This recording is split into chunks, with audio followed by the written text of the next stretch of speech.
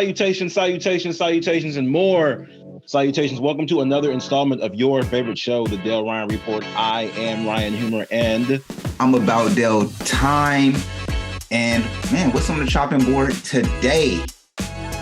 Man, bro, we got a lot. We got two breaking news items, which I won't tell y'all what those are. No, I'm gonna tell you. We got two breaking news items. One is an NBA surprise, and the other one is he who shall not be spoken is changing the world about Dale Thomas. Gonna tell y'all all about that. We got a workforce check-in. It looks like Google, Amazon, and Microsoft all are cutting combined 30,000 jobs. It's getting ugly out here. We're gonna talk about the San Francisco gallery owner that decided to hose down the homeless woman in front of his business. I'm gonna get about Dale Thomas' opinion on it. We haven't spoke about this yet. Haven't really mentioned it. I'm interested in how he feels about it. I have some feelings on it. And then lastly, man, we got the playoff preview, bro. Playoff preview. By the time some of y'all hear this, the Niners will have already won. Or y'all may be listening to it during the game or on the way to the game per usual. But yeah, man, that's where we're at, bro. We're gonna go ahead and hop on into it, man. I found out yesterday the most wildest news in the world. I found out yesterday that the Sacramento Kings are third place in the West, which is wild to me because I thought I was tripping. Like I had to shake my phone, and I thought maybe like the Warriors weren't where they were supposed to be at. Like maybe the Warriors switched with the Kings because the Warriors are 23-23. And I shook my phone. I was like, oh no, the Kings are really in third place. So man, shout out to the Kings, bro. Shout out to the Kings. Shout out to the Kings, man. I'm mad you shaking your phone like it's one of those magic 8 balls. Like, no, tell me a different answer. That's how I felt, man, because I didn't understand. I didn't understand what was happening on my device. So for me, shout out to the Kings. However, like a lot of these Kings fans are retired OKC fans. Yeah. Like I remember a lot of these Kings fans owned like Durant and Westbrook OKC jerseys. I heard somebody giving them some smoke talking about a lot of these Kings fans are like ex-Laker fans, but nah, that's not really how that works. That's not quite how that works. A lot of those Kings fans are early Warrior band jumpers. Mm-hmm. Like they're like I'm gonna get off right in time so I can catch this Kings wave. Yep. The Kings got a new stadium too. Steph Curry getting old. I'm gonna get off right here, B. I'm gonna get off right here. It's been a ride. I'm gonna just for real. So, but shout out to them though, and shout out to Sacramento because they got one of those cities where you shouldn't have a professional sports team, kind of like Green Bay, but they have one. Like, shout out to them, man. Good job. Like Orlando, like they're not supposed to have a professional sports team, but y'all doing a good job, man. Shout out. Shout out to them, and I want to give a major shout out to, of course, Mike Brown doing an amazing job over there. One thing about Mike Brown, which is crazy, is he's a defensive coach, but the Sacramento Kings are really doing really well on number 3. Actually, me personally, when I look at the stats breakdown, because it's so close and dynamic, they're technically like number 1 when it comes to offense. As far as offensive scoring, they've been really doing really well. I think they're slightly below the Grizzlies and the Nuggets. Like it's very low. Sabonis has been balling, bro. He's really exciting to watch. The Kings in general, I hate to even say this, bro, because you know how much I just have this design like hate for the Kings, but you have a disdain for Sacramento as a whole. Exactly. But in reality, Sabonis has been balling. Darren Fox is getting to do Darren Fox type shit with Sabonis on the court. They're a small team. They have very much Warrior-ness abilities currently right now. And I mean, of course, we know that because Mike Brown coming from the Warriors organization to take on this job. So, I mean, we can kind of see that Warriors little setup being there as well. And I'm happy for them. I think it's really good for the league. I think it's really good for the sport to not see the same particular people at the top of the food chain every single time, to actually see some a new team come up, man. Like no lie, we're like number 6, right behind the Mavericks. But I feel like the Warriors, man, we know we championship material, bro. We've proven it year after year. It's good to actually see how good the Kings are doing in the regular season. I don't know how they're going to do in postseason, and I say that because being that there are a small team, Sabonis is very much like the Joker. He's very much like Joker. He has his skill set. I'm not gonna call him a poor man's Joker, but I do see him as like. Yes, because he's balling. Let's keep it 100. Like the man is balling. I think he has like 20 games of like 20 games straight of like 15 points, double doubles basically, like 15 points of like double doubles. Like 15 games of double doubles. So he's been putting up buckets. He's really like he reminds me of a Joker, but he also reminds me of a old school Paul Gasol, like just being able to kind of like make those handoffs, how Paul Gasol used to do with Kobe. Really like his game. It's kind of crazy because he's a 4, but they're working him as a 5. Like I mentioned, like their defense is in there because they're like number 17 in defense, but they look really, really good. And I am excited to see. I mean, it's a California team. We're always going to get excited about California. It does really good things for Sacramento. And I mean, hey, man, shouts out, like you said, shouts out to Sac, man. Good job on y'all. I hope we get to verse you guys. Maybe we can make a game appearance. That'd be really, really dope. You know what I'm saying? I mean, especially you have a mansion out there. So, I mean, if anything, we can go out there and we ain't got to get a hotel this time. So we can go out there and really like check out the King Stadium.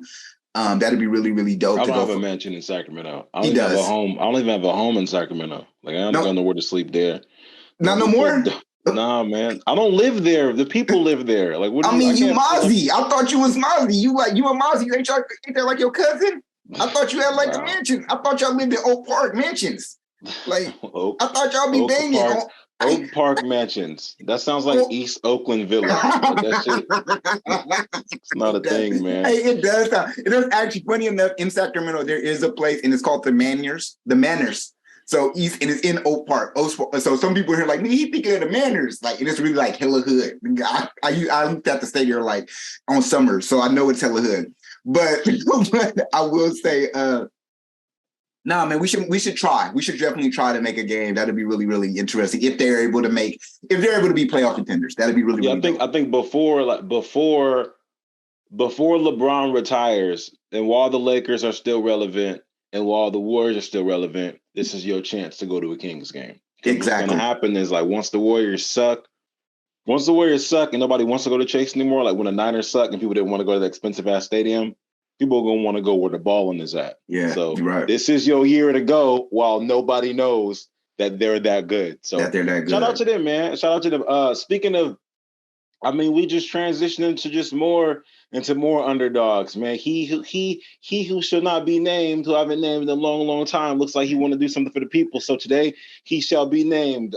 Dale, do you want to tell these people how J. Cole is living in the future of hip hop? Come on, man. And I've been telling y'all he living in the future because he's told you he's living in the future. He said, come on, man. It's cold, man. He said, I rap so far in the future, even when I be reminiscing. Come on, man. Y'all know the bar. I ain't even got to tell y'all. Y'all know the bar. Cole doing for the people like he's been doing, like he's done in the NBA. Now he's showing producers. Now he's showing other rappers how you treat these producers. My man went onto YouTube, and as you know, there's a bunch of YouTube rappers out there. Even myself, when I like to get a freestyle on every now and then, I'll type in whatever type of beat I'm feeling. And most of the time, I will be honest with you guys, it is more than likely a J. Cole type of beat. So it's very interesting to hear that J. Cole went in for his song Procrastinator and actually typed in J. Cole type of beat, found the beat. Now, other rappers, they might have took this beat. It's me. It's my type of beat. I'm going to ride this beat. I'm going to make it a top chart beat. And later down the line, go and have to be in the court sometime getting sued for their beat. But J. Cole was such a man of the people. He's such a Martin Luther King of Dreamville that he decided to say, reach out directly to the producer who made the beat that he went and typed and found and said, you should launch this out on your page. so that that man was able to get all of the credits and everything that he wanted for that beat. Now that's what we talking about right now. That's how you come into hip hop. That's how you do this shit, man. Like people going hate on Cole. They gonna say his basketball game ain't the best. They gonna talk about his dreads always looking nappy. That he be wearing raggedy shoes for 1 year. They gonna talk about how his Bentley be dirty. All that shit. But I guarantee they ain't gonna talk about this. They ain't gonna talk about Cole doing amazing Cole Martin Luther King Dreamville type of shit. Because this is what he does. Praise to him. J. Cole. And you see I had to wear my Nas because he wrote the Bible. You feel me? I would think you'd wear a J. Cole shirt. I was gonna wear it, but it was kind of hot. I ain't gonna lie to you. I have a hoodie. The only thing I have for J. Cole, I have a bunch of hoodies for J. Cole. Like all my stuff is like Dreamville hoodies. And it's because like when I would go to the concert, I always wanted to get a hoodie. Like every time I go to the concerts with every concert, I always make sure I get a shirt. Actually, I do have a shirt, but I honestly just didn't feel like wearing that shirt, and I should have worn that. But I just thought about it right now. I do have a shirt, but I only done the thing I really was thinking about was wearing my Dreamville hoodies. So I was like, I'm a chill. I'm gonna just come in with who he looks up, who he idolizes. You feel me? Which is Nas. So mad respect to Cole, man, for that. What do you feel about it, man? I mean, I know you hate mentioning Cole because when we get into this, the whole show turns into, just basically, celebrating Cole and his greatness of what he's done for hip hop, but what do you feel about this? I don't hate mentioning Cole. I don't enjoy you giving Cole credit for everything that exists on the planet. It's not enjoyable. J. Cole invented soccer. Like it's not enjoyable. He might have though. It's not enjoyable, man. I think it's really ill. When you mentioned earlier, you said a rapper might just take this beat and then end up in court or whatever over like using the beat. I would even take it to like that would almost be the nice way, because then you'd even get the pub for like trying to sue the rapper or whatever. The cold way would be like, hey man, hey, we got an artist that would really like to use this beat. We want to give you $700 for just all the rights to the beat. We want to just give you that. And like, oh, who's the artist? It's NDA. Sorry, man. Anonymous. NDA, 700. You sign this NDA. Here's $700. All right, bet. And then you hear your beat on the J. Cole's album and it's on his channel. Like, bro, like I made that and nobody knows. So it's super fire that he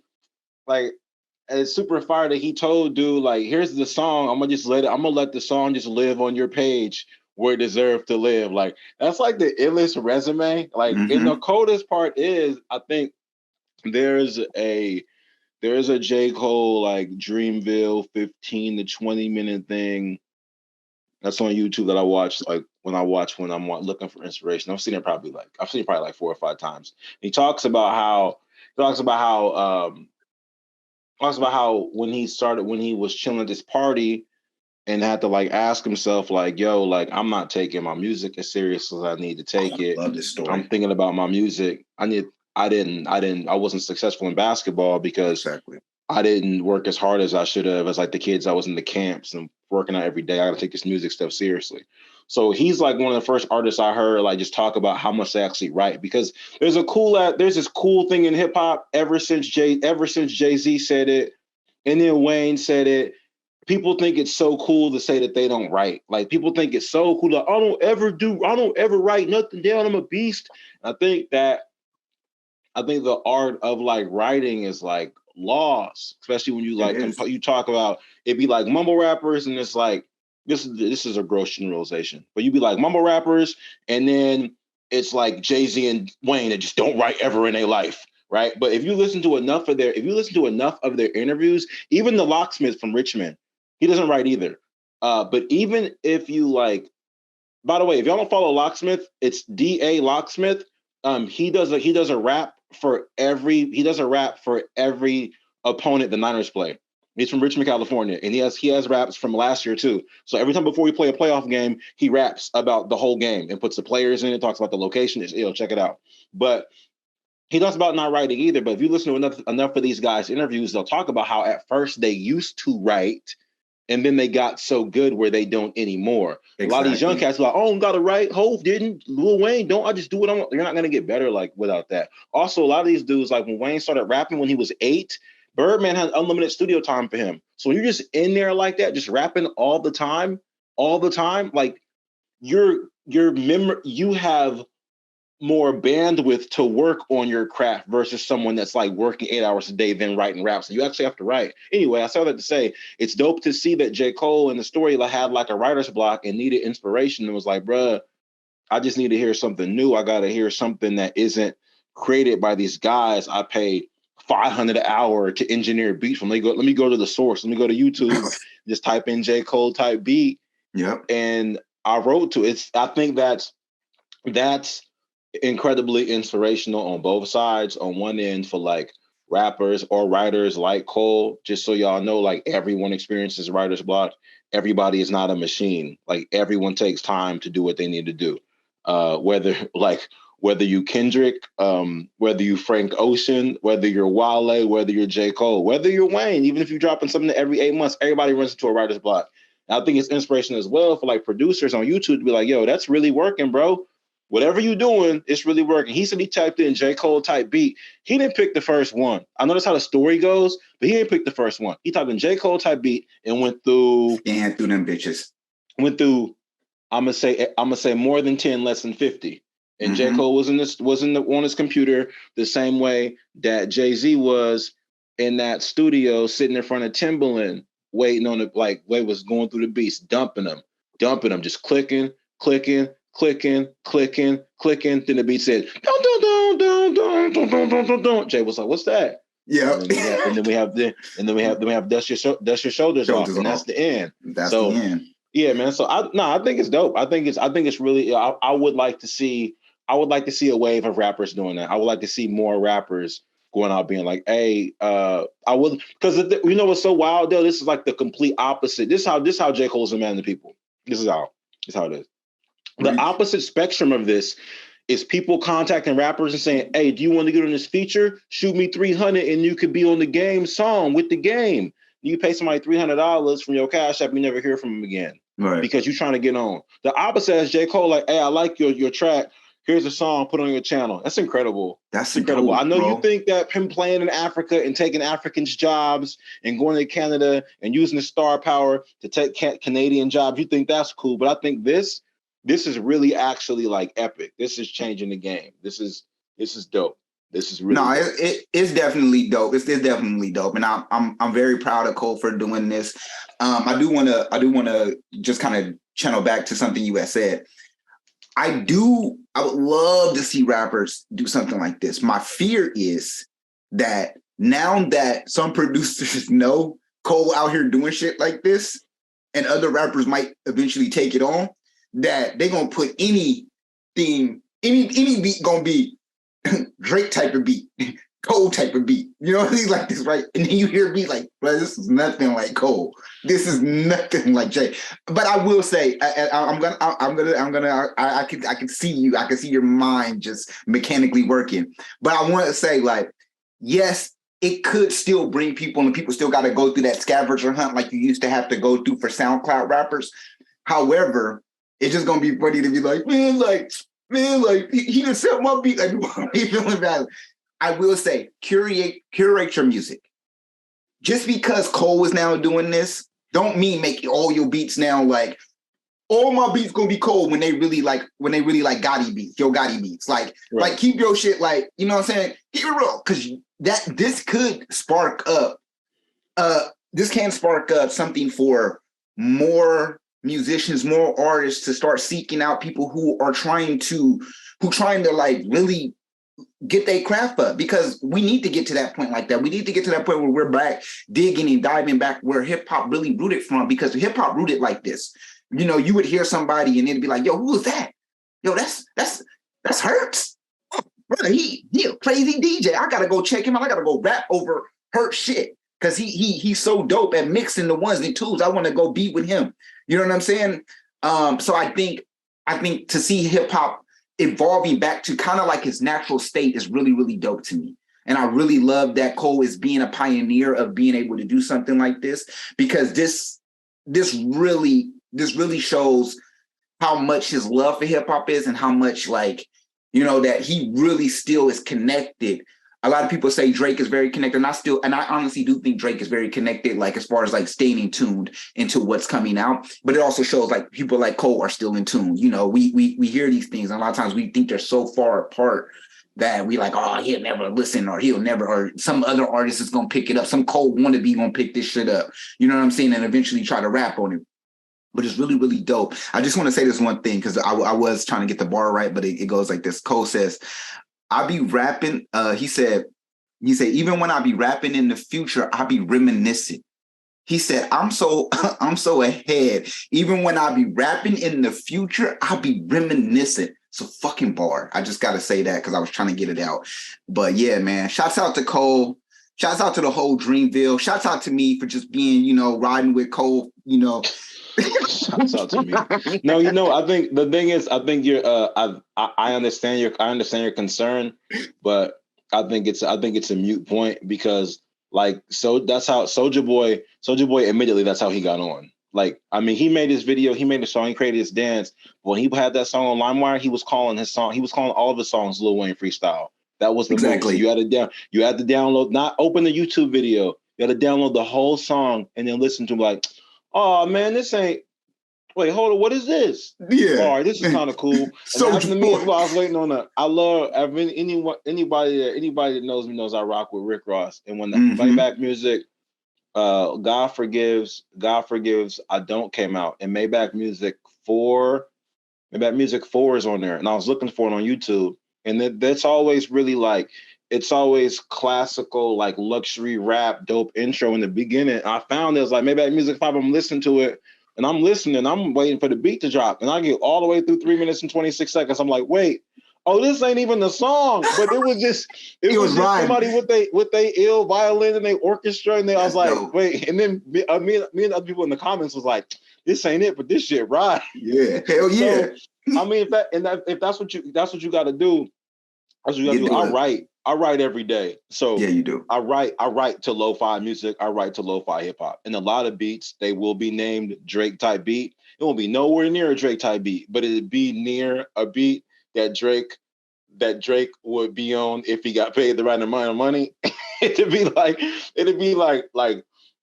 Drake on Going Up on a Tuesday, I Love McConan. That's not a Drake type beat, but he just on there. So this is a Drake type beat. So whatever y'all gotta do to market yourselves, man, get it. I'm all for it. Lie on the title. As long as you did the work, it's all about the buzz anyway. I follow a couple YouTube videos, YouTube vloggers to do their little exposés, and the title be something completely different.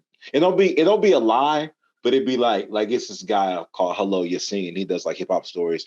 And it's called why Michael Jordan invests in prisons. And then the whole video is about how there's a rumor going around about how Michael Jordan invests in prisons, but he doesn't really invest in prisons. They talk about how the rumor got started. And it's just, I'm all for the titling, bro. Whatever y'all got to do, I'm all for it. If it's long as it's not like, don't name it J. Cole type beat and then it's 6ix9ine rapping on there. Like, just don't do that. It could be any music. It could be the My Little Pony instrumental, however that goes. But don't have 6ix9ine on there rapping on the beat. Some of y'all may have to go to making beats soon because it sounds. Some of y'all in tech may have to go to making beats soon because just recently I found out that Microsoft, Amazon, and Google are laying off a combined 30,000 employees, which is really interesting because like our unemployment rate for the US is 3.5%, which is the lowest rate in nearly 50 years. So people like a sector is losing their jobs. It's really weird. And what they say what happened was that tech ended up over hiring because people were spending so much time online. Right. So we were all in the house. So Facebook needed more people to monitor, like they needed more coders, but they needed to make their app stronger. Same thing with Amazon. People were ordering more. Same thing with Microsoft. We were on our computers more. People was investing in Amazon and Pelotons, and now we outside. So, Del, I want to ask you how you feel about this. What are your thoughts on you as being a Bay Area resident? The tech boom slowing down. On LinkedIn, there was a long article about how it's no longer like the most. It's in the fourth quarter of last year, it was the least desirable industry than it's ever been. So, I mean, what are your thoughts on it? Is this the reckoning? This what people deserve? I think, I mean, I don't know if it's what people deserve, but I do think people have. I think this is a product of COVID, and I say that because COVID really introduced the power of working from home. It showed companies that you don't necessarily need all of these big buildings with all of these university type of campus feels where you got bikes. And I say that because particularly like a company like Google, if anyone's ever went to the Santa Clara Google campus, it's very fun. It's dope. They got bikes. It's, you got all of these different type of rooms. The food is freaking gourmet food. You got all of these different investments there. So it's almost like you're going to a stadium nearly, or like I said, like a very like high tech campus or something like that. But even with all of that being at work, the ability to just wake up and get to a computer from the comfort of your own home outweighs all of that shit. Because there's a foosball table there. Yeah, there's video games there. But I got all that shit at home. Maybe not the foosball, maybe not all of that shit, but I can go in the comfort of my home and then I don't have to worry about my boss looking at me. I don't have to necessarily dress up all spiffy. I really could just put on a top that looks nice and be in some sweats. You feel me? Or things like that. And I think that's where we're at right now is they had to lay off people because people were probably selecting to stay home more. And they said, well, I got all these people staying home, but how are we going to afford this big ass building that people are not coming to? And it ain't necessarily that they don't have a problem affording it, but you're a business. So you have to kind of move smart and say, okay, we don't want to get rid of this building because it is something that's attractive for our workers that are coming in. But also, we can let go of 12,000 people because at the end of the day, I mean, if they're not coming in, there's a ton of jobs out there now that they could probably go be in or things like that. You don't really necessarily feel like you're laying people off. You feel like you're giving them a choice. Really, I don't really think they even looking at laying off like we giving y'all a choice. Like y'all can go now, like y'all can go do anything. Like go do anything. Go do anything. You know what I mean? You ain't got to do this no more. But I also think the job market has changed in a lot of ways too, because tech is not always the hottest commodity like those big tech companies aren't necessarily. A lot of times people like working for these smaller companies because the benefits are a little bit more valued. And I say that like if you're working at Google, you kind of always need to be at work. You need to be there. You need to be riding for Google. You need to be Googled out. You need to have all the Google gear on. But if you work for a company like Med that cares, you know what I mean? Maybe they let you work from home. You hybrid. You know what I'm saying? You come home, you go in the office on the days that you choose to go in the office. But it's like you got this balanced work life. And that's what people are starting to choose is balanced work life. I think prior to COVID, we were so much in the rat race. And that's why tech was booming so hard because a lot of us were in that rat race. I remember going into the city, prior to COVID, and it's like, you got people just boom, boom, boom. Every coffee shop, you can't even get to a fucking coffee shop because everyone is just filled up. If you're trying to go in a certain time, you got to try to figure it out what the best time to go get yourself some coffee, maybe at 10 a.m., not trying to go at 7 through 9. You know what I mean? You're trying to go get your coffee and be cool. When lunch hits, everybody skirts out and everybody's at every restaurant. So now the hour lunch you have really is only 10 minutes because waited in the line 30 minutes just to get to your food. So things like that start to make things really unattractive when you're going into the city. Or you're going into these major areas and it's like, man, I could just be at home eating HelloFresh. You feel me? Like order my shit in and chill or, cook my own meals, whatever. So I think that them laying people off is just jumping ahead right now. Laying people off now to get ahead of this shit. And that's what I really think this is. This is a smart move by big companies to say, let's lay these people off now because eventually they're going to start leaving. You know what I mean? And then they're going to start people are starting to figure out going home. People are starting to figure out that, I don't need to go in the office. All of that perk shit, I lived that for a year or so. Now I'm ready I like being at home. I have a kid.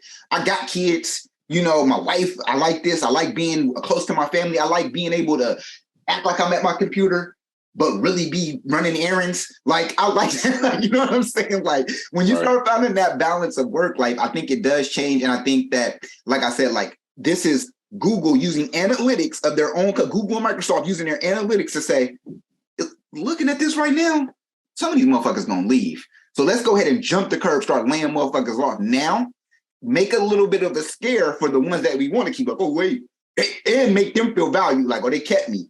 Like, so shit, I better work hard. Obviously, they let some motherfuckers go. So things like that kind of change the dynamics. I think this is a jump into the curve just to kind of like get people to realize, like, hey, you know, you want to, you still want to work with Google, but, you know, let's get rid of the bad apples now so we can eventually get some of these new college graduates that are going to eventually come in that want to be a tech, things like that. You can get rid of that. We can give them a little bit. We can pay them a little bit less. You know what I mean? We can kind of make the perk seem more appealing again. Yeah, I think it's definitely about the money. I don't think that they're laying people off before they're leaving. I think they're laying people off because people have gotten too comfortable. So I think the analytics that they've used over the past several years, well, since they had this hiring boom, I think they've looked at the analytics and saw who's on site, who's not on site, how much work is being done by which people, and was like, wait a minute, we can get the same amount of shit done. And for Facebook or Microsoft, it was 13%. So if you have most of the planet stuck in the house and you run like the largest operating system on computers, you run like, so all PCs run on Microsoft. So you have most people, contrary to popular belief, most of the computers in the market are PCs. I know everyone sees Macs, but most of them are still PCs. So if you have most of the planet in the house and most of the planet is operating your systems, then that means that you sincerely you need more support. You have to have more support. That's the math.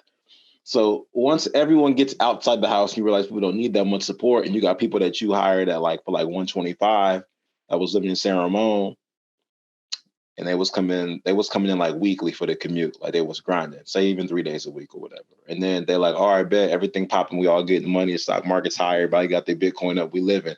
And then let's say Cheryl and San Ramon's like, you know what? I think I should just move to Montana, right?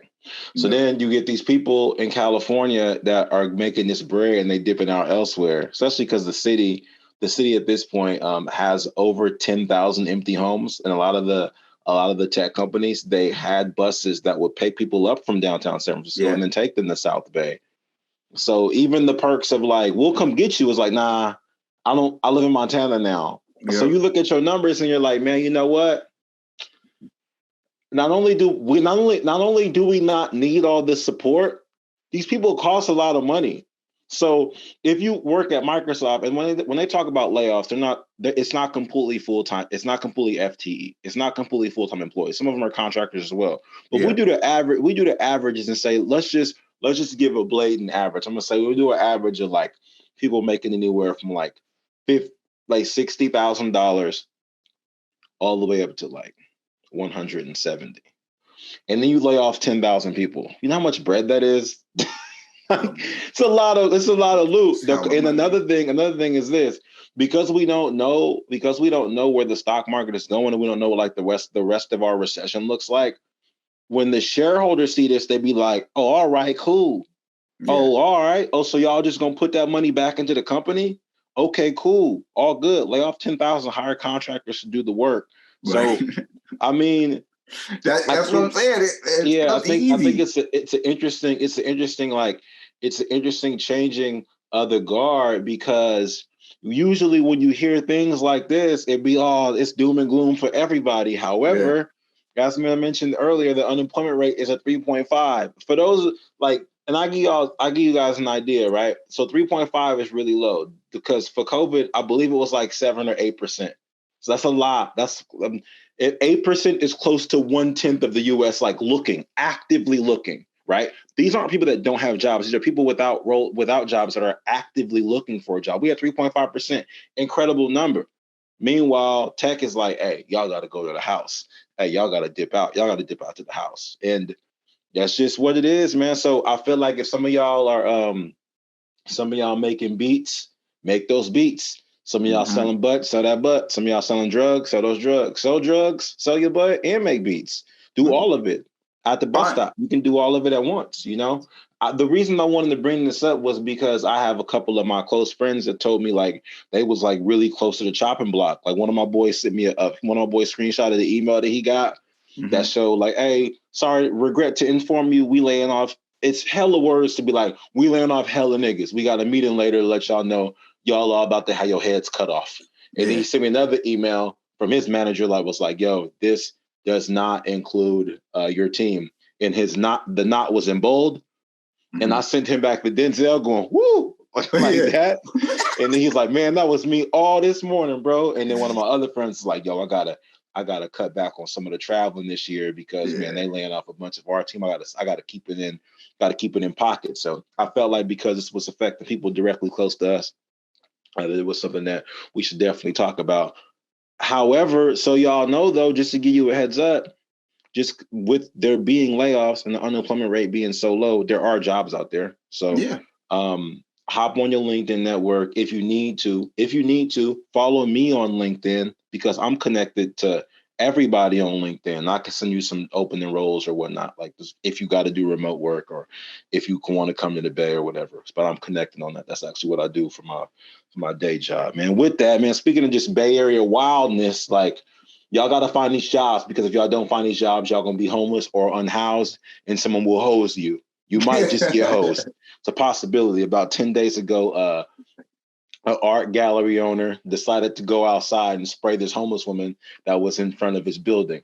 Allegedly, this homeless woman has been causing problems on the block. She's been throwing poop at people, cursing people out. They called the police on her. They can't get rid of her. Can't do anything about it. So one team is team gallery owner, where it's like, yo, the 71-year-old white dude he was doing what he needed to do. He was tired. He had to take matters into his own hands, and he had to do what he needed to do. The city ain't gonna do nothing about it. And hey, man, you get your hair done again? Yeah, you feel me? Oh, that should look dope. I just saw the part, man. The part looked crazy. And the other team is like, nah, this is like the 60s, and this is sick. People getting sprayed with hoses and getting dogs sick on them and everything. And the situation got so wild. The situation got so contentious when the video was first posted. I went to the video and I wrote some Ryan stuff, and I got some feedback, and it was so the video was so popping. Dude took it down and reposted it and was like, yo, I'm not gonna have y'all arguing over this post. He disabled all the comments or whatever, just disabled them completely. Then, I'll tell you what site, shout out to It's the Bay. It's the Bay. It's the Bay. It's like everybody from the Bay follow. Then he posted another video of the dude getting arrested like a couple days ago.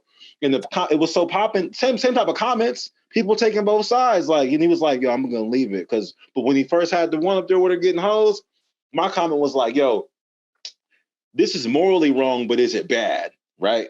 And people were pissed. Like, are you serious? Are you a monster? Are you serious? And I was trying to reply to all of them back and forth, and the comments got disabled. I was like, oh my God. So before we go into any further about Del Time, let me know how you feel about it. Did you see the video originally? I seen the video. Okay. Nah, I seen the video originally. I was scrolling through social media, and I happened to catch glimpse of this video of Q. That is the young unhoused woman's name, was getting sprayed down. I didn't know. I will say this. I did not know that that she was basically like shitting and like doing all that. I just thought like, oh man, she was probably sitting there just, he just came out there just reckless, like, and sprayed her down. Because I mean, that's how social media, that's the myth. That's how they're gonna depict it, right? But with that being said, I will say this, bro. It's still wrong. I'm not gonna lie to you. San Francisco's a fucking mess. Let's just be honest here, man. When you go down to San Francisco, ain't no nice areas in San Francisco. No, we don't give a fuck what part of the city you at. There's no real nice areas unless you're in the Richmond district. When you're in these other areas in this like inner city part, this is how San Francisco is. People throwing poop, people throwing meth needles, heroin everywhere, rocks. You know what I mean? All on the street. Shit's terrible. You know what I mean? Let's be honest. This is probably why Google was like, you know what? Fuck this. We need to figure out a way to get up out of this bitch and get to somewhere like Texas where the shit is becoming more progressive. So, and you ain't got to, of course, pay fucking sales. You ain't got to pay city tax or state tax. So I think this is wrong. I'm gonna be upfront with you. I think this is wrong. I do, and I'm gonna tell you why in so many ways. Obviously, what makes it wrong is, and I think it's wrong regardless of the color of the person doing the action, but I do think it's wrong when you're a 71-year-old white man. So that means that you were born in 1952. So that means you were probably born before equal rights. So because equal rights were in 1964. So that means you got 10 years of just hating niggas anyway. So even though this might not even be a black woman, I don't even know what Q look like. This might not even be a black woman. This might just be a completely white woman. But at the same time, I say that to say because back in the day, this is how, activists were getting done. They were getting sprayed all in the middle of the street, water hose down, dogs biting their ass, all type of shit. This is the type of way that you make martyrs. I'm not saying that word right, but is that right, Ryan? I know you martyrs, yeah. Martyrs. This is how you make martyrs out of unhoused people because they're already fighting to get their rights well. So this is wrong because it makes you look bad. It makes you look bad. People are not. This is like Tory Lanez shooting Meg. It's bad because it's the wrong move for you to do. You know what I mean? You could have called the law, and maybe he did. Maybe all these things. Maybe he took every step and he said, "You know what? They're not going to do them. Fuck it. Water hose this bitch."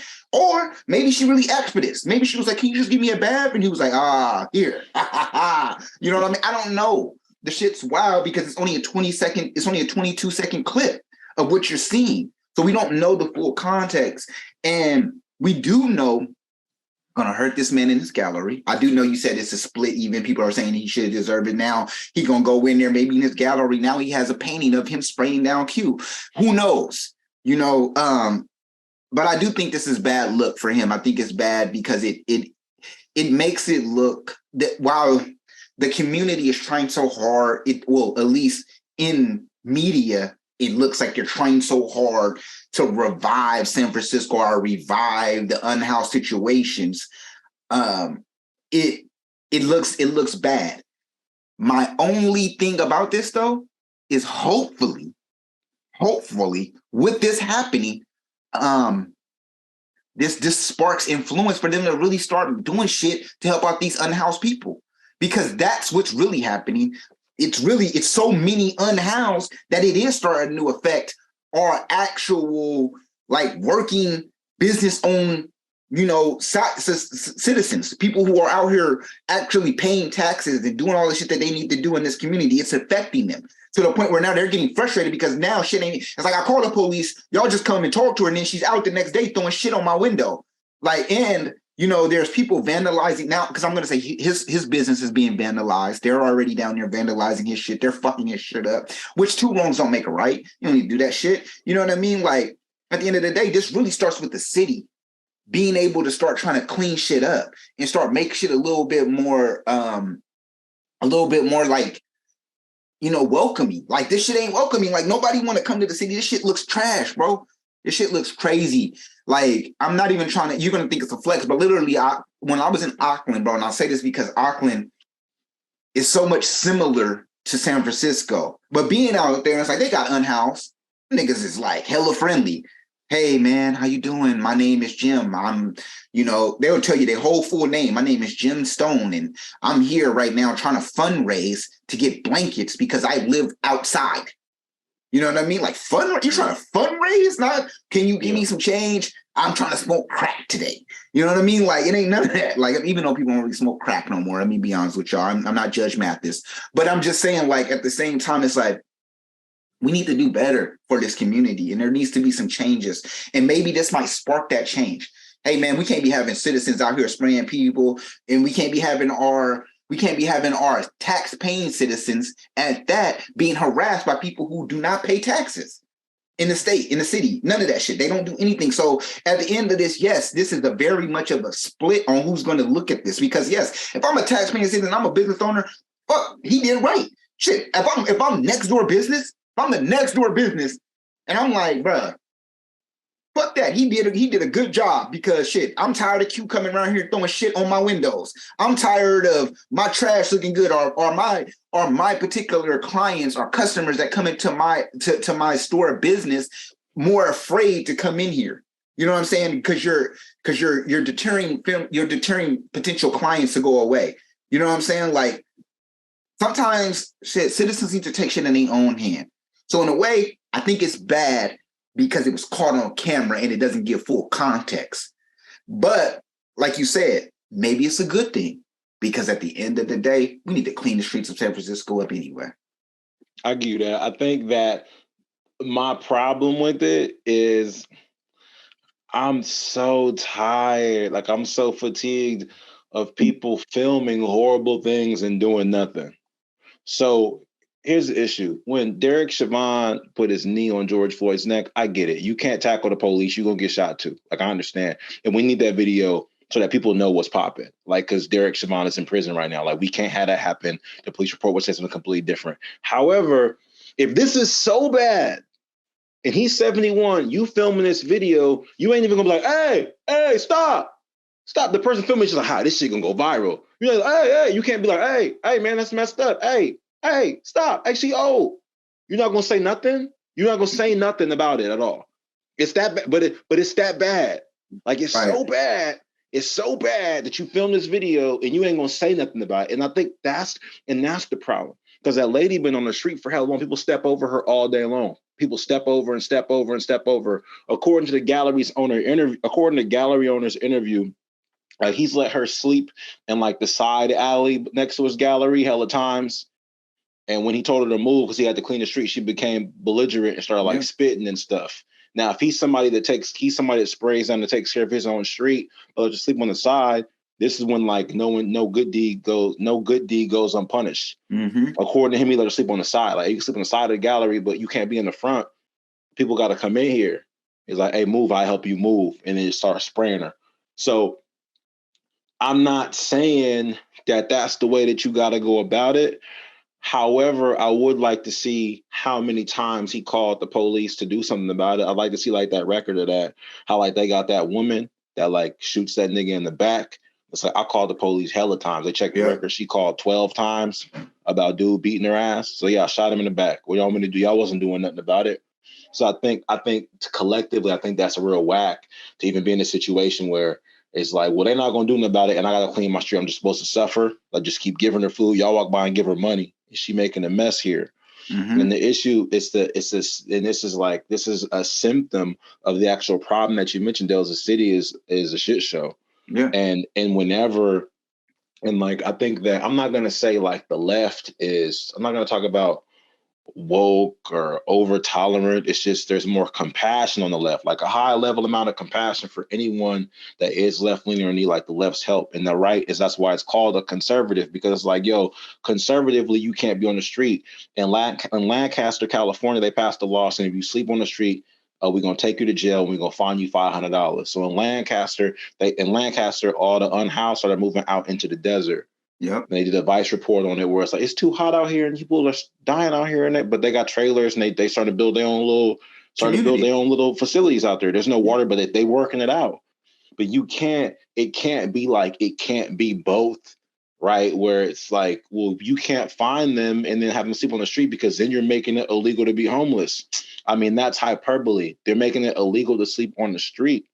And the interesting thing about it is, we have these arguments and these disagreements about why are people defending rich people? Like if someone talks about how much taxes Bezos and Elon pay, and Gates pay, people talk about, well, they don't pay their fair share of the taxes or whatever. You have someone else be like, well, what's the government going to do with it anyway? Right. And then someone else will say, why are you defending billionaires? It's like, nah, I'm not defending billionaires. It's because what do they do with the tax money anyway? So, well, why are you defending them? Then you look at your street in San Francisco, just let people do whatever they want to on the street that you allegedly pay for. Like you pay taxes and then it's not taken care of. So we pay this money and then like nothing's done for the people. And then that whole different story is like, what do you do with people that don't want the help? Right. Mm-hmm. So I think as a staff record label and the crew, the dude spraying her was like a metaphor of like residents just being fed up with the city. Right. I don't know If you heard about this, Dale, but they have a Bay Area artist put lights on the Bay Bridge, right? And Yeah, these yeah. lights go off, and I saw they that. dance and they make the patterns and shit, and they have to come down because the city can't afford to pay the light bill, bruh, bruh. Bruh, since 20 Dale, since the mid 2020, there hasn't been any toll takers at the bridge. Right. So that's several $1 million of income that isn't being paid over the last 3 years. Where's the money at?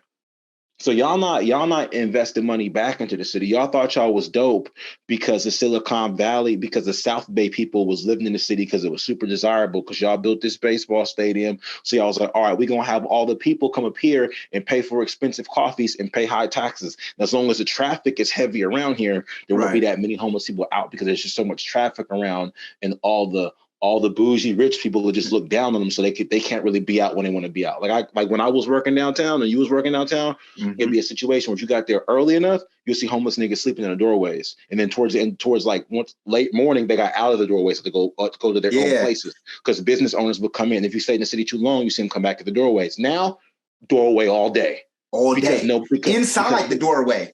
Inside the doorway. The doorway, yeah, because the buildings, because those buildings are vacant now, like they're vacant buildings. So the city was just banking on like, yeah, we're gonna have the traffic of the people, and we're gonna have business owners handle it on their own. And now when the business owners leave, and Elon Musk ain't paying his rent, he moving out of the city. Y'all not handling it on your own. Y'all wanted the business owners to handle it. Now they handling it, but they handle it on videotape, and that was his fault. Like, so I think for me, I'm not gonna say. Well, that's why I was like, this is morally wrong because it's wet outside. Like these wet got stuff, got shit. But is it bad though? Like, is this actually bad?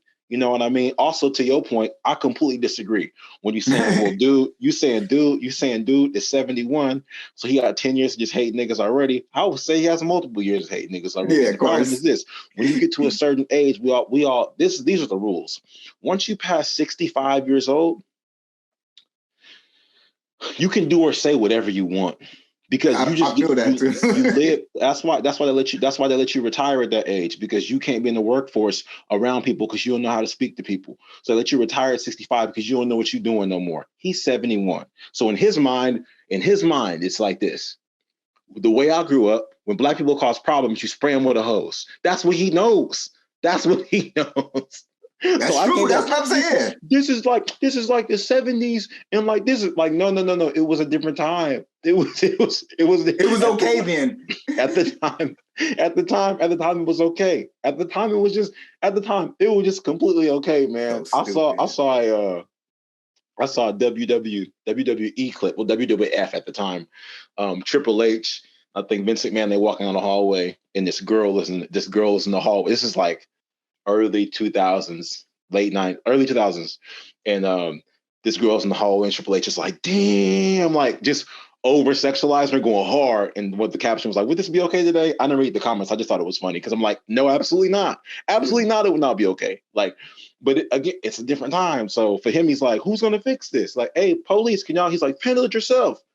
He's like, okay. I got it. Let me tell you this one more thing, bro. I'm gonna tell you specifically why he got arrested. I'm gonna tell you specifically why he got arrested, Dale. He got arrested because of the way he was standing. Yeah, it was too nonchalant. With his foot on the side. It's like this. If you want to fight, right? If you want to fight and you a trained fighter, and somebody run up on you, and you beat their ass. You're like, all right, whew, man, that was tough, man. Somebody call the police. Somebody call an ambulance, man. Like, somebody get him some help. But if you're a trained fighter, somebody run up and you, what nigga? What? And you, you Muhammad Ali him, you dancing and shit, giving them elbows, and you see walk over their body, you're going to jail. Yep. You're going to jail. You cannot have a good time. Beat nobody ass. Yourself. Yep. Nah, you can't be doing that shit.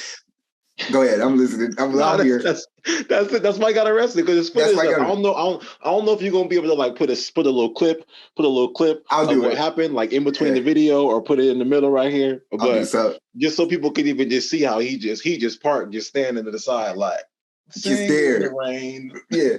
I mean, literally, leg crossed over, spraying her down. You know what I'm saying? Looking like he's watering his grass. he looks like he's watering his grass. Like it's like he woke up in the morning, rolled out, just I gotta wet the grass again, and then just doing that shit like it's just, like he's in the suburbs. He's doing it like it's a day in the suburbs, and he's just watering his grass. So yes, bro, it looks terrible. It looks terrible. Like I'm saying, bro, and I want to actually want to like just kind of like challenge your point here because funny enough, my first off, rest in peace, this man, he passed away recently, but my father-in-law, cool dude, old 92 years old, died at 92, from England. You know what I mean? We were on our way to New Zealand because him and his wife had ended up coming with us, and we ended up there. And funny enough, I do feel like, to your point of like, well, now we given this thing where when you certain age, you can say whatever you want. I actually want to challenge that because I feel like now, because of this new era of like gene X or whatever, right before millennials, whatever's right before millennials, whoever is underneath the boomers, Gen Z, that's what it is. Gen Z, them motherfuckers have no respect for the boomers. I'm gonna tell you this. We at the airport, we in American Airlines, by the way, too. Shouts out to them as a piece of shit. No, but we're in American Airlines. And like literally, like this man is hard of hearing. You know what I'm saying? Like barely can hear, he's 90-something years old. And he's trying to like and when you're in New Zealand, you have to get like this, you have to download something so that you can have a visa to go into the city, even if you're not working. Because that's how secure New Zealand is. You ain't just going to New Zealand willy-nilly. You got to go in there with visa. You got to sign up. You got to throw your ID information. They want to know you're fucking coming into their city or their country. Fucking so he's from England. So he's like, well, I don't have to do that because New Zealand was conquered by England. So he's like, I pretty much own this shit. You know what I mean? Like, I mean, he ain't talking like that, but in a way, he kind of talking like that, right? So the lady that's trying to help us at the airline, she all hella mad, and she's like, I had to tell her like, hey, she literally snapping at like this older white man. I'm like, yo, because he's as he's speaking, he's projecting his voice because he can't hear, so he's thinking she can't hear him, so he's talking loudly. She gets offended and snaps on him. This ain't no like, oh yeah, white people can say whatever they want. No, she really. I had to tell her like, hey yo, you gotta calm down. Like I had to let her know like this is an older 92-year-old man. Like who you talking to? But I will say to your point, yes, you're right, because people like me oversensitizing what's happening there. I mean, maybe I'm the problem. Maybe I'm part of the problem of why the 70-year-old feels that they can do some shit like this, because I'm out there like, but you gotta understand he's old. Like maybe I'm part of the problem as I think this through. You're not a problem, bro. This is how it is. Go ahead. Yeah, but I'm saying, but I felt like now I was telling, because even throughout the show I was telling him like, you as a man now, you don't even have the ability. Because I was telling him, I was being honest, I was like, as a white man now, you don't even have the power you used to have. The white man used to be able to say and do whatever shit you want. People just respect it. I was like, now you do some shit immediately because the woke society is so strong. You say some shit just because of your perception as being a a white man, and especially being from England, they looking at you like, oh, you're a piece of shit. You're a colonizer. You're this and this. And I'm like, so now you got so many people that's woke. It looks bad. White people can't do shit, right? Old white people literally nowadays, because of the Karen law, they cannot really do shit like this. They need to move a little bit more swiftly. Just tell me. That's what I'm saying. No, I understand what you mean by Gen Z not tolerating seasoned people rule. Yeah. I mean, I do get it. And when you walk up to the counter and be like, I don't need that. We took over this. Like, you also be like, it's kind of like, what's interesting. What the even thing that's interesting about that is like that's like pulling up. That's basically like pulling up, like being and saying, you know what, this whole New Zealand thing, this is basically our Hawaii. Right. That's what he was saying. For the British, he said those exact words. He said those exact words. He said it's kind of like, oh, Hawaii. Like, oh my God, he said that. And I was like, exactly. And I was telling him that's the wrong way to approach it. Because I had to like warn him, like, because he was like, I don't understand what, because he gets this a lot. Like he used to get this a lot. Like people will be like feeling offended or like just kind of like intimidated by how he moved. But I'm like, you can't be moving the way you move. Like we in a restaurant, right? And I mean, I know you've never worked in a restaurant, but I have. So there's certain things that waiters fucking hate. And any of my waiter people, please comment in the chat and tell me that this shit doesn't annoy the fuck out of you. If you're sitting down and the person's waiting on their bill or their check, and then the customer's like, and they snap in and check, like, right, chill. I'm gonna come get you your check. You ain't gotta wave me down. You ain't gotta do all of that shit. It's, you know what I'm saying? There's certain, I'm gonna be real with y'all, and just so y'all know this, like at a restaurant, this is how you handle getting your check. There are certain things you do. You want to get your check? This is how you do it. If you're done with your food, you do this. You take the napkin that you had and you put it on top of the plate that you were eating, and you push the plate away. That immediately makes the waiter know the person's done with their food. You know what I mean? I know that's etiquette. It's like y'all don't really understand that, but like that's really what you have to do. Really, that's how you properly do some shit. You put your napkin down and then you push your food away. They say, oh, he's done. So then they come, they say, oh, hi, would you like a dessert menu? You say, no, I would like a check. Then that's when you get the check. If you don't want a dessert menu, or if you want a dessert menu, yes, please give me the dessert menu or some coffee. Man, people don't know those rules, man. People know that shit. They listen, and this is what I'm saying. Everything you're saying is on point, bro. Even everything you're saying is on point. However, a lot of these things that people are supposed to learn, they're supposed to learn them when they're younger. Yeah. Not even like super young, but they learn them when they're younger so that they can still kind of be molded. And not molded in not molded it in a negative way, but sometimes people just get really stuck in their ways, right? Like, I want to do it the way I want to do it. Like when I was younger, I will never forget. I was on my way to Foot Action because I worked in Stockton. I was in Lathrop, California, and I stopped on the gas station. I stopped at AM PM. I pulled in the gas station and I stopped. And the guy behind me like, what the fuck, bro? You're supposed to pull all the way up. And I was like, what? And he went, I guess he's a rush. And he went in front of me and then back in the thing in front of me. You're supposed to pull all the way up to the next pump. And I was like, oh, that makes sense. Yeah, you're like, supposed to do that. That's etiquette. That makes sense. That's gas station etiquette. I was on a road trip with my boy. Bro, I'm not gonna give myself credit until it's etiquette. I just think I think that should be common sense. I think you should know because if you gotta leave anyway, if you gotta go that way anyway, why would you leave something? It's just, it's stupid. I know. But my boy, I was on a road trip with earlier this year or whatever, and we pulled up the gas station. It's like, hey man, you gotta pull all the way. He's like, what? You gotta pull all the way? So the person behind you. He's like, for real? Like, yeah, man, because it's 3 pumps. You in the middle pump. Like, what we doing? He's like, damn, I didn't even know that. He 30. But if he was like an OG, if he was like 50, like, hey, you gotta, I'm not doing this. You know, park where I want to park at. I ain't doing none of that. Yeah, fuck like, niggas. You gotta turn, you new niggas. I'll park where I want. Back in your day, what? You're just inconsiderate? Like, it doesn't make any sense. Matter of fact, your gas thing is on the other side.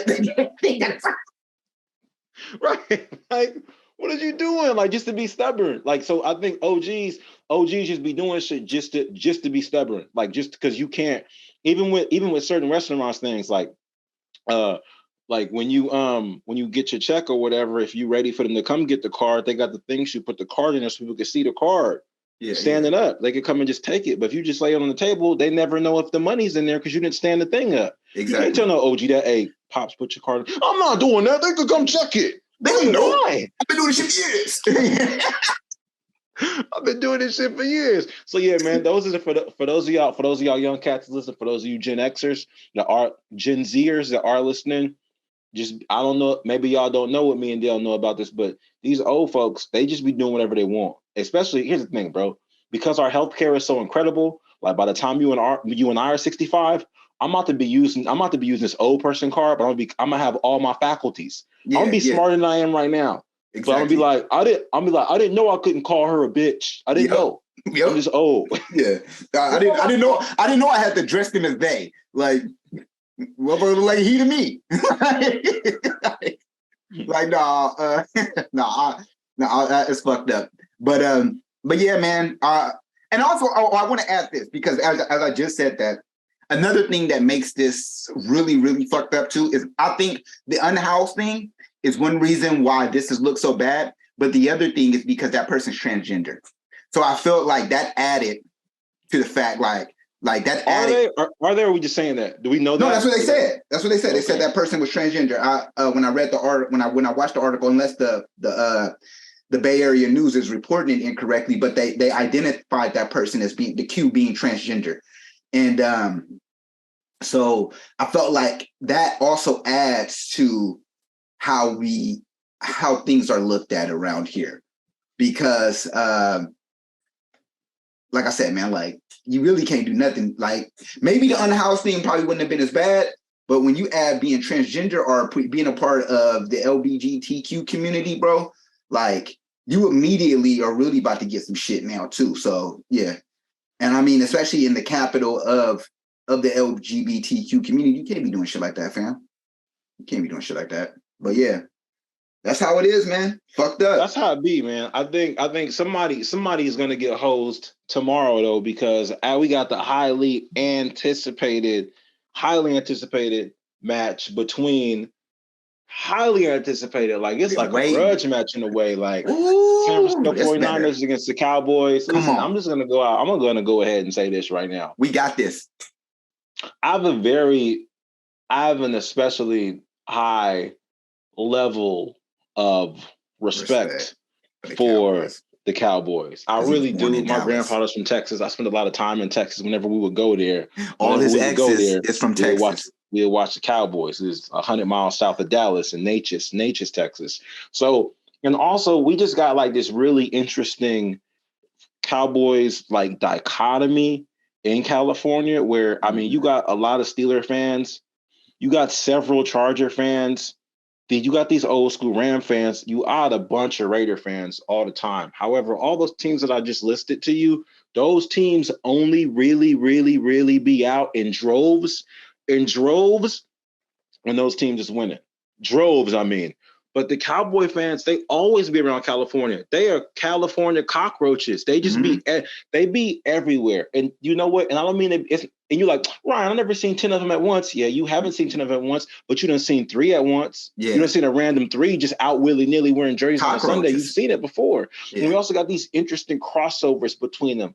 We got Terrell Owens and we got Deion Sanders. It's just these really interesting like things about playing just the crossover though. The crossover is so interesting. So I'm honestly excited to see the game. I can't wait. This is gonna I be mean, the one of those crossover of them even being blue and us being red, Crips and Bloods is that man, yeah, that's the ultimate spiritual dichotomy right there. Is the yeah, colors. You hit the nail on the head, especially because they are, no matter what you say, they are blue and white, and we are red and white. Of course, we got right. our gold, but it's blue and red. Versus like the Rams, they got gold No, and blue. they're blue. No, you got to get it right. They're blue, white, and silver. We're red, white, and gold. So I mean, like literally, it's All the opposite. all opposites, man. Yeah, So man. Yeah, so the crossover. So it's interesting, man. It's really, I'm excited about it. Honestly, I really just want to see.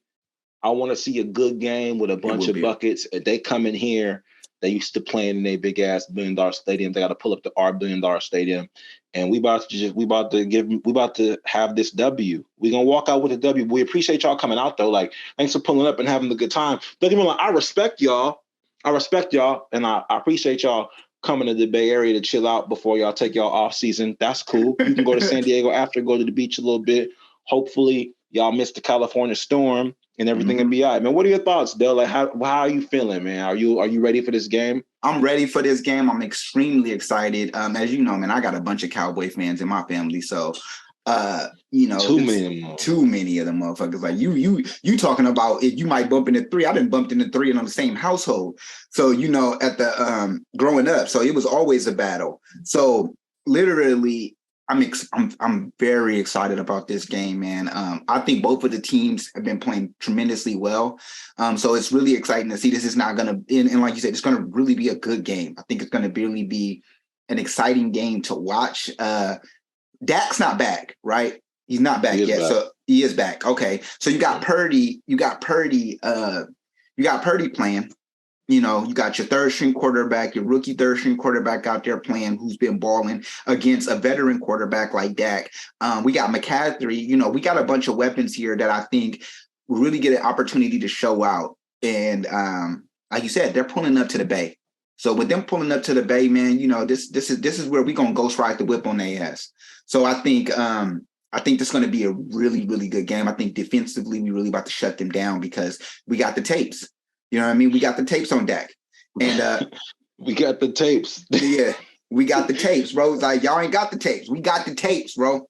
We got the tapes. You know Listen, what I mean? man, I think I'm low key excited. I think one of these things, right? One of these situations why these games are really exciting is because regardless of like how good we've been since 2010 with our two Super Bowl appearances, and regardless of how I'm gonna say garbage they've been, like winning like 3 playoff games in the last 25 years. Mm-hmm. To be real, neither one of us have won a Super Bowl since the 90s. So that's the part where it's like, oh well, we better than y'all. Yeah, we better, and we've won more playoff games in the last 25 years, but ain't nobody won the chip. Right. So that's why it's like it don't really matter how long you're garbage, honestly, because at the end of the day, if ain't nobody winning the chip, then it don't even really matter. I'll give you an example. The Steelers haven't won the chip in what seems like hella long, but they've won more recently than us. Mm-hmm. So we ain't won one since most of the fans was in middle school, maybe elementary school. So that's why I'm kind of excited about it, man. It's all since some of y'all really bought the Niners starter jacket. Yeah. Yes, absolutely, man. It was a point in time when everybody and their mama had a Jerry Rice jersey like that. Mm-hmm. For those of y'all that like, I don't know where some of y'all live at, but at one point y'all know how like the Jordan jersey was like the thing. That was the thing to have, the Jordan jersey. Everybody in the Bay Area had a Jordan jersey and a Jerry Rice jersey. Jerry Rice jersey was the other thing to have. Just blood gang all the time. So it's gonna be an outstanding game, man. If y'all, this is all I want y'all to do. Put your pick down. Oh no. This is what I want you to do. Put your team down in the bottom in the comments, man. Put your team on the bottom. Let us know what team you rock with. We go through those comments. Who's winning this shit? I want to know. I'm either thumbs up them or thumbs down them. Yeah, I love that. Let me ask you this. I got a question for you prior to we get ready to exit, make our exit. I recently saw James Harden in an interview with maybe not even an interview. I think it was just a conversation, but a flick had got popped up on social media with James Harden and your girl, Rachel Nichols. I know you love her very much. But they had exposed my man's feet. He out there, you know, and don't get me wrong, like I'm not about to clown his feet because I like people gonna clown like he got the slave feet, he got the Fred Flintstones, all that, right? Yeah. But I wanted to ask you this question. I'm just bringing back, you know, a random question because we do this every now and then. But my question to you was, this is totally improv to y'all. This is not written out. He has no knowledge of this question. But man, how would you feel getting your feet exposed like that? How would you feel for the world to see that? Because I feel like men. Go ahead. I'm gonna let you. I'll ask you. I haven't seen the James Harden feet pictures. I haven't seen him. He's an athlete. Like he be balling. If my feet pictures got exposed, I'm not tripping, man. I'd be on stage every day talking shit to people. Yeah. Like I'm not a foot model. I mean, if they got exposed, they'd be exposed. Like it'd be like that. I got a corn on my left and I got two on my right. If they got exposed, they would be. But my nails is cool though. I got all my toenails, so. If they was out there, they'd be out there. You know, it should look bad, but it's pixelated, so it's kind of hard to get it. Like I'm gonna be honest with you, like that's the thing. It's kind of pixelated, so you can't really see I think like he's still safe because you can't really see everything. But I ain't gonna lie, he's shit safe. He might be. He might be. Like people might. What do you like? I mean, what do you think? Like to me, it wouldn't matter. I'm a multi-millionaire. At the end of the day, I'm hooping still. What do I give a fuck about what my feet look like when all you should really be caring about is what my game looks like on the court, right? The only thing, the reason why this makes it bad, and the reason why I brought this up to you so much and what you would think is because that's how petty we are since we've really kind of like been so just on social media. We fucking look for the most minute shit. This man can't even just have a quick little conversation, get a little flick with Rachel Nichols, like, and his toes be exposed, and immediately it's not like, oh, you know, look at James Harden, you know, they look at his feet. Like I looked at the thing, right? The crazy thing was when I saw the pic, before I even read the information, right? I saw the pic. And I was like, damn. I immediately in my mind, like, damn, why they expose this man's feet like that? That's immediately what I said to myself. I didn't read no comments. I didn't see what the headline said. I didn't see none of this shit. I immediately said, oh, this is literally about his feet. I was like, damn, that's fucked up. Like, they made a whole fucking post, and this shit is going viral because of how this man's feet look. They did this shit to Oprah. They do this shit to all the rich niggas. It's like, nigga can't have bad feet. Like, they did this shit to Megan. When they found out she got shut in her feet, like, why? I don't understand why people listen to me, and I want to make this clear. Like, I'm gonna be real with you too. If my feet got exposed, I don't give a fuck. I don't think I have the prettiest Nigga, feet. you wear Birkenstocks. Like, you always have your feet out, bro. I do have my feet out. You always got your feet out. But I wouldn't be. No, I don't know, because I will say this. Like, when I first used to date women, like, I really got real comfortable with my wife for like being able to be like, yo, I'm gonna take my socks off. You feel me? Like, that shit used to be a big deal. Like, I'm gonna take my socks off. Like, you know what I mean? Like, me taking my socks off in front of a woman was kind of like, I don't know about that. Like, a nigga be butt naked with socks on in it. You know what I mean? But like, now I feel like, yeah, I do feel more comfortable because I actually realized like it's better to have your feet out, because that's how you don't end up with your feet looking fucked up, because your feet need to breathe. Your feet need to be seen. Your feet need to get sun. That's how your shit don't end up hella ashy. That's how your toenails don't end up with hella fungus on them. Like, all of that shit, because you need to have your toes out and they need to be able to see sunlight, you know? So I say that to say, but it's just funny that the feet work so hard. The feet actually have so many muscles in it. There's the most muscles in it, right? Am I correct? The feet have the most muscles. The most bones, and I'm sorry, the most bones in it. And it does the most fucking work. It's holding your big ass up all day. It's fucking, every time you walk, it's the one banging up against the leather on your shoe. It's your toes are the ones that's being, if you're a hooper, all them jump stops, all them jab steps you doing, all of that shit is hurting your feet. So I don't understand why we are so judgmental about people in their feet, and knowing damn well half of y'all motherfuckers got the ugliest hush puppies in the fucking world. So I don't know why y'all looking at another man that got multi-millions worrying about his feet. But that's the reason why I asked you about that, because I felt like James Harden ain't gonna say shit about this. We know this. It's calculated. It's all in the books. He ain't gonna never come on and be like, I don't like how y'all was talking about my feet. If this was Kevin Durant would immediately got on internet the next day and been like, look, niggas, trying to explain his feet. Like, look, my feet. Trying to explain his feet. Like, let me tell y'all about my feet. My feet play for the Warriors. They won championships. Nigga, these feet have done everything. So I think it's one of those things, bro, where there's one thing where people just hate on you if you popular. Like, they did that with LeBron too. Like, once I think after LeBron won, like after LeBron lost, after he lost to Tim Duncan in the finals, or after he lost to the Mavericks, they like showed his, like, he has like a 6 toe or whatever, and they're like, look at LeBron feet, his big stupid toes. I think the issue is, right, here's the problem. Similarly to like to food, right? Everyone thinks they can cook on some type of level, whether it's ramen, whether it's steak, whether it's a 9-course meal, whether it's cereal. Everybody thinks they can make food on some level, because everyone has like a certain confidence when it comes to food. The only thing people have more confidence in than like what they can cook is how funny they are. Everyone's made a joke, so everyone thinks they're funny, right? I agree with that. The problem with like feet jokes is that Martin and In Living Color made that shit popular in the 90s, right? Mm-hmm. So it's like a joke that like people hang on to, like, oh, look at your feet. Like, haha, feet to bunions. Like, that bitch look like she been walked. She look like she got the slave 3's feet, ashy ankles. Like, just old, like, cliche jokes. Like, somebody did something. I was like, yo, you got hella roaches, and your roaches walk. Oh, turn the lights on. Roaches got scared and said, turn the lights off. Like, just like repeated, corny, cliche jokes. Like, the cold part is Michael Jordan our homie Leon had this book. And Michael Jordan had. I was just about to say that. I'm looking at it.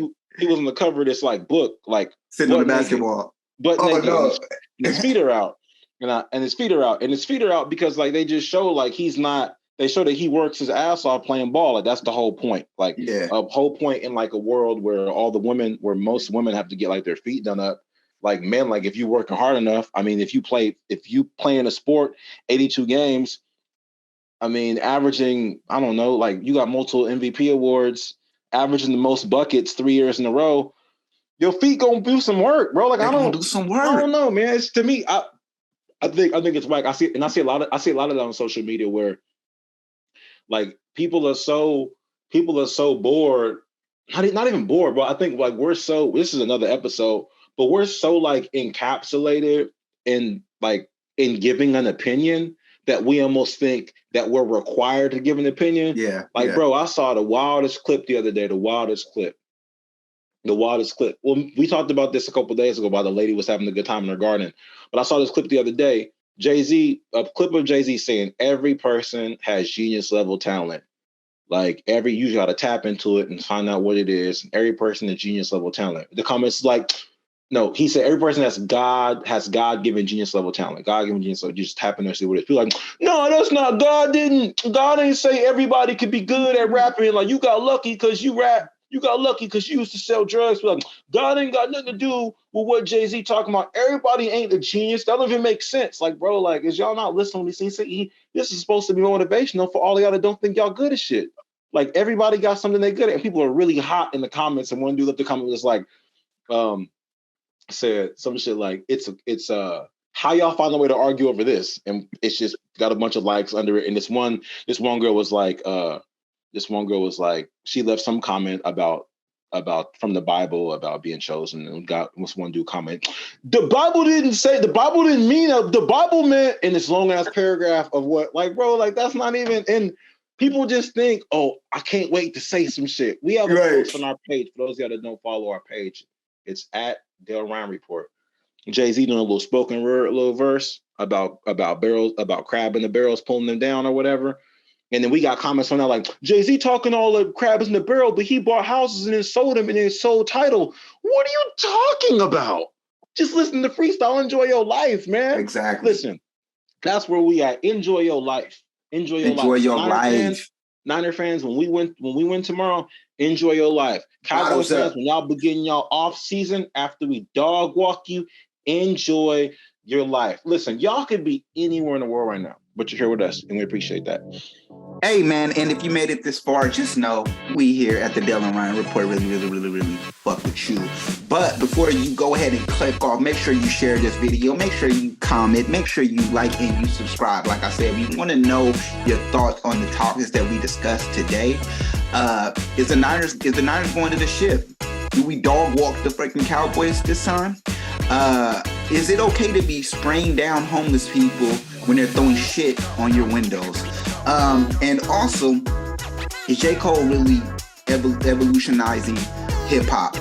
And yeah, man, please let us know all your thoughts. Let us know all your takes on these information. We would love to hear it. And of course, you can always Venmo me, DM him. One love.